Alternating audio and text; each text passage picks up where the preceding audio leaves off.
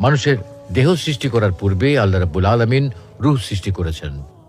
রূহ সৃষ্টি করে আল্লাহ রাব্বুল আলামিন তাদের সাথে কথা বলেছেন এবং তাদেরকে প্রশ্ন করেছেন, আমি কি তোমাদের প্রভু নই? তখন তারা এক বাক্যে সকলেই বলেছিল, অবশ্যই আপনি আমাদের প্রভু।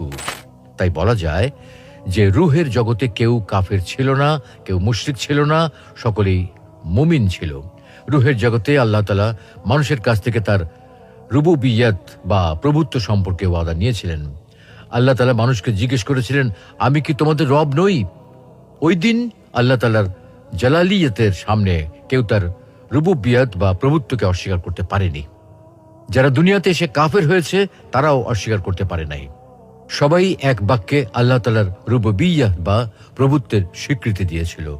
রূহের জগতে কেউ কাফের ছিল না, সবাই একমাত্র আল্লাহ তাআলাকেই মান্য করেছিল। তাই কোনো নাবালক বাচ্চা মৃত্যুবরণ